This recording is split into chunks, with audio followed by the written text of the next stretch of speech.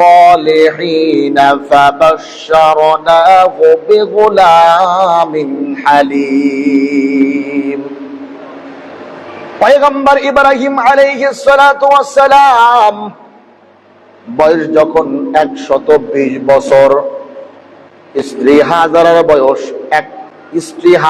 বয়স 99 বছর। পয়গম্বর ইব্রাহিম আলাইহিস সালাতু ওয়াস সালাম 120 বছরের বুড়া। পয়গম্বর ইব্রাহিম আলাইহিস সালামের স্ত্রী 99 বছরের বুড়ি আল্লাহর কাছে দোয়া করতেছেন, রব্বি হাবলি মিনাস সালিহিন, ওগো আল্লাহ আপনি আমাকে একটা নেক সন্তান দান করেন। 120 বছর বয়সে আল্লাহর কাছে দোয়া করে। বিবির বয়স 99 বছর, ইব্রাহিম আলাইহিস সালামের বয়স 120 বছর, আল্লাহর কাছে দোয়া করে। স্বাভাবিকভাবে এই বয়সে মানুষের যৌন ক্ষমতা হারায়া যায়, সন্তান দেওয়ার মতো ক্ষমতা মানুষের থাকে না। একজন পুরুষ সর্বোচ্চ 55 বছর, কিছু কিছু ক্ষেত্রে 60 বছর। নারী তো আরো আগে তার যৌন ক্ষমতা হারিয়ে ফেলে। পয়গম্বর ইব্রাহিম আলাইহিস সালাতু ওয়াস সালাম 120 বছরের বুড়া, আর স্ত্রী 99 বছরের বুড়ি আল্লাহর কাছে দোয়া করতেছেন, রব্বি হাবলি মিনাস সালিহিন, ওগো আল্লাহ আপনি আমাদেরকে একটা নেক সন্তান দান করেন। আমার আল্লাহ তাআলা পয়গম্বর ইব্রাহিম আলাইহিস সালামের দোয়াকে কবুল করলেন। আল্লাহ তাআলা ইব্রাহিম আলাইহিস সালামকে সুসংবাদ দিয়ে দিলেন, ফাবাশশারনাহু বিগুলামিন হালিম, ও পয়গম্বর ইব্রাহিম আমি আল্লাহ তোমার ডাকের সাড়া দিলাম, আমি আল্লাহ তোমার একটা সভ্য শান্ত সন্তান আমি আল্লাহ দান করে দিলাম। বলেন সুবহানাল্লাহ। আমার মুসলমান বন্ধুগণ,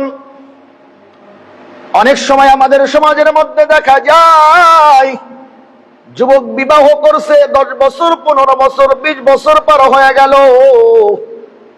আজ পর্যন্ত বাবা ডাকটা শুনতে পারে নাই, বড় আফসোস করে, আক্ষেপ করতে থাকে। আমার আল্লাহ বলেন, বান্দারে আক্ষেপের কোনো কারণ নাই, আফসোসের কোনো কারণ নাই। আমি আমার পয়গম্বর ইব্রাহিম রে 120 বছরের সন্তান দিয়েছে, তুমি তো 25 বছর 30 বছরের যুবক। আমি আল্লাহ তোমার ঘরেও সন্তান দিতে পারি, তবে আমার পয়গম্বর ইব্রাহিম যেভাবে আমি আল্লাহর কাছে চাই, আমার কাছে চাওয়ার মতো যদি কেউ চায় আমি আল্লাহ তারে কখনো ফিরাইয়া দেই না। বলেন সুবহানাল্লাহ। অনেক সময় মা বোনেরা বড় আক্ষেপ করে বলে, ওগো আল্লাহ দুনিয়াতে আর কারো দিকে আপনার চোখ যায় না, আমার এই বাঞ্জা বানাইলেন। সংসার জীবন এতদিন চলে গেল, 10 বছর 15 বছর 20 বছর পার হয়ে গেল, আজ পর্যন্ত সন্তানের মুখ দেখলাম না, আমারে আপনি বাঞ্জা বানাইছেন। ওগো আল্লাহ আমার দিকে কি আপনার রহমতের দৃষ্টি পড়ে না? বড় আফসোস করতে থাকে, আক্ষেপ করতে থাকে। আমার আল্লাহ পাক রব্বুল আলামিন বান্দাকে ডেকে বলে, বান্দারে আমি আল্লাহ তাআলা চাইলে তোমার সন্তান দিতে পারি। লিল্লাহি মুলকুস সামাওয়াতি ওয়াল আরদ, লিল্লাহি মুলকুস সামাওয়াতি ওয়াল আরদ, ইয়াখলুকু মা ইয়াশা, ইয়াহাবু লিমান ইয়াশাউ ইনাসা ওয়া ইয়াহাবু লিমান ইয়াশাউ যুকুর আও ইউযাওযিদুকুম যুকরানা ওয়া ইনাসা ওয়া ইয়াজআলু মান ইয়াশাউ আকিমা। একটু আওয়াজ করে বলা যাবে না আল্লাহু আকবার? আল্লাহ পাক রব্বুল আলামিন বলেন, লিল্লাহি মুলকুস সামাওয়াতি ওয়াল আরদ, আমি আল্লাহ তাআলা আসমান জমিনের মালিক। আমি আল্লাহ এই আসমান জমিনটাকে সৃষ্টি করলাম। ইয়াখলুকু মা ইয়াশা, আমি আল্লাহ যা চাই তাই করি। ইয়াহাবু লিমান ইয়াশা ওয়া ইনাসা ওয়া ইয়াহাবু লিমান ইয়াশাউ যুকুর।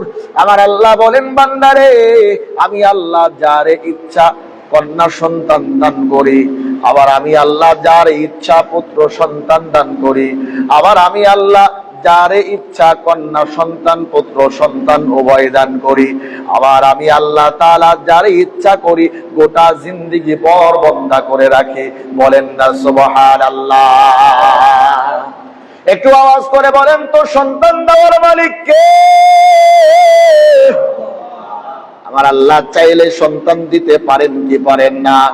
আল্লাহ পাক রব্বুল আলামিন বলেন, বান্দারে আমার ইব্রাহিম যেভাবে আমি আল্লাহর কাছে চেয়েছে, আমি আল্লাহর কাছে আমার ইব্রাহিম পয়গম্বরের মতো যদি চাও, তাহাজ্জুদের নামাজে যাই নামাজের মধ্যে দাঁড়াইয়া দু চোখের পানি ছেড়ে আমি আল্লাহর কাছে কান্না করে করে বলতে পারো, রব্বি হাবলি মিনাস সালিহিন, রব্বানা হাব লানা মিন আজওয়াজিনা ওয়া যুররিয়াতিনা কুররাতা আ'য়ুনি ওয়াজআলনা লিল মুত্তাকিনা ইমামা। তাহাজ্জুদের নামাজে দাঁড়াইয়া সিজদার মধ্যে পড়ে দু চোখের পানি, দু ফোঁটা চোখের পানি ফেলে আমি আল্লাহর কাছে যদি চাইতে পারো, আমি আল্লাহ বান্দাকে কখনো ফিরাইয়া দেব না। বলেন সুবহানাল্লাহ। পয়গম্বর ইব্রাহিম যেভাবে আমি আল্লাহর কাছে চেয়েছে, আমি আল্লাহর কাছে তোমরাও যদি চাইতে পারো, আমি আল্লাহ তোমাদেরকেও দিয়ে দেব। সুবহানাল্লাহ। অনেকের সন্তান হয় না, কবিরাজের কাছে যায়, বিভিন্ন ডাক্তারের কাছে ট্রিটমেন্ট নেয়। সন্তান যাদের হয় না, সন্তান হওয়ার একটা আমল আমি আপনাদেরকে শিখাইয়া দিই। যাদের সন্তান হয় না, 5 বছর 10 বছর 15 বছর 20 বছর অতিক্রম হয়েছে, সংসার জীবন, সন্তান হচ্ছে না, একটা আমল দিয়ে দেই। প্রতিদিন কমপক্ষে 1000 বার ইস্তেগফার করবেন। 1000 বার কমপক্ষে। প্রতি নামাজের পরে 200 বার। নামাজের পরে যেই দোয়া দরুদ গুলো আছে, তসবিহ তাহলিল গুলো আছে, এটা শেষ করে 200 বার হাতের মধ্যে তসবিহ রাখেন। এই তসবিহটা 2 বার পড়বেন, 200 বার হয়ে যাবে। 5 ওয়াক্ত নামাজের পরে, ফরজ নামাজের পরে 200 বার করে পড়েন, সারা দিনে 1000 বার হয়ে যাবে। নাম্বার 1, যদি কোনো ব্যক্তি প্রতিদিন 1000 বার ইস্তেগফার পড়তে পারে। নাম্বার 2, তাহাজ্জুদের নামাজে আল্লাহর কাছে চোখের পানি ছেড়ে কান্না করে সন্তান চাইতে পারে। নাম্বার 3, আল্লাহকে সন্তুষ্টি করার উদ্দেশ্যে কিছু দান সদকা নিয়মিত করে, আর মনে মনে নিয়ত করে, আল্লাহ আমি আল্লাহর রাস্তায় দান করলাম, আপনার সন্তুষ্ট করার জন্য আপনি একটা সন্তান দিয়ে আমাকেও সন্তুষ্ট করেন। তো উলামায়ে কেরাম বলেন, এই 3টা আমল যদি কোনো ব্যক্তি অভ্যস্ত হয়, আল্লাহ তাআলা ওই ঘরের মধ্যে নেক সন্তান দান করবেন। সুবহানাল্লাহ। তো সন্তানের জন্য কবিরাজের বাড়ি আপনাকে দৌড়াদৌড়ি করতে হবে না, সন্তানের জন্য ডাক্তার বাড়ি দৌড়াদৌড়ি করতে হবে না। তাহাজ্জুদ নামাজ নিয়মিত শুরু করে দেন, ইস্তেগফারের আমল করতে থাকেন, আল্লাহর রাস্তায় সাধ্য অনুযায়ী নিয়মিত দান করতে থাকেন, তো আল্লাহ তাআলা আপনার ঘরে নেক সন্তান দান করবেন। সুবহানাল্লাহ। মুহতারাম হাজিরিন, তো পয়গম্বর ইব্রাহিম আলাইহিস সালাতু ওয়াস সালাম আল্লাহর কাছে দোয়া করলেন। 120 বছরে আল্লাহ তাআলা দান করলেন ইসমাঈলকে। সুবহানাল্লাহ বলেন। আচ্ছা বলেন তো দেখি, 120 বছর পরে সন্তান পেয়েছে, 120 বছর পরে সন্তান পেয়েছে, ওই সন্তানের প্রতি মহাব্বত ভালোবাসা কম না বেশি? কম না বেশি? কারো সন্তান হয় না, 10 বছর 15 বছর 20 বছর পরে সন্তান হয়েছে। আচ্ছা বলেন তো দেখি, ওই সন্তানের প্রতি মহাব্বত কম হয় নাকি বেশি হয়? ইব্রাহিম আলাইহিস সালাম 120 বছর বয়সে সন্তান পেয়েছে, সন্তানের প্রতি মহাব্বত। এখন সারা লক্ষ্য করে দেখে যে ইব্রাহিম শুধু বাইরে থেকে আসে, দৌড় দিয়ে হাজরার ঘরে ঢোকে, হাজরার সঙ্গে খুব ভালো মহাব্বত, হাজরার সঙ্গে খুব ভালো মহাব্বত। হাজরার গর্ভে সন্তান আসছে, ওই ঘরেই শুধু যায়, ইসমাইলকে নিয়েই সারাদিন খেলাধুলা, হাজরার সঙ্গেই গল্প গুজব। আমি সারা এই ব্যবস্থা করে দিলাম, আমার প্রতি গুরুত্ব নাই। সারার মধ্যে হিংসা আসবে কি আসবে না? কথা বলেন, হিংসা আসবে কি আসবে না? হযরতে সারা আলাইহিস সালাম ইব্রাহিমকে ডাক দিয়ে বললেন, ইব্রাহিম যেই প্লেটে খাও সেই প্লেটে ফুটা করো, তোমার সন্তানের ব্যবস্থা, বিবির ব্যবস্থা সবকিছু আমি করে দিলাম। কত বড় কুরবানি! আমি তোমার বিবি হয়ে আর একজন বিবির তোমাকে দিলাম, সেই বিবির গর্ভ থেকে সন্তান হলো ইসমাইল। সারাদিন ইসমাইলকে নিয়ে পড়ে থাকো, হাজরাকে নিয়ে পড়ে থাকো, আমাকে ভুলে গেছো না, এটা আর চলবে না। তোমার সন্তান এবং তোমার বিবিকে আজকেই ঘর থেকে বের করতে হবে। এমন পরিস্থিতি হয় কি হয় না? আওয়াজ করে বলেন, হয় কি হয় না? আমার ভাইয়েরা, আল্লাহ পাক রব্বুল আলামিন ইব্রাহিম আলাইহিস সালামের কাছে ওহী পাঠিয়ে দিবেন। আমার মুসলমান বন্ধুগণ, হযরত জিবরাইল আলাইহিস সালাতু ওয়াস সালাম পয়গম্বর ইব্রাহিমের কাছে চলে আসলেন। পয়গম্বর ইব্রাহিমকে ডেকে বলেন, ও পয়গম্বর ইব্রাহিম, সারার যেই মতামত, সারার যেই সিদ্ধান্ত, মালিকেরও একই সিদ্ধান্ত, সন্তান আর বিবিকে মরুভূমির প্রান্তে রেখে আসতে হবে। বলেন তো দেখি, ব্যাপারটা কঠিন নাকি সহজ?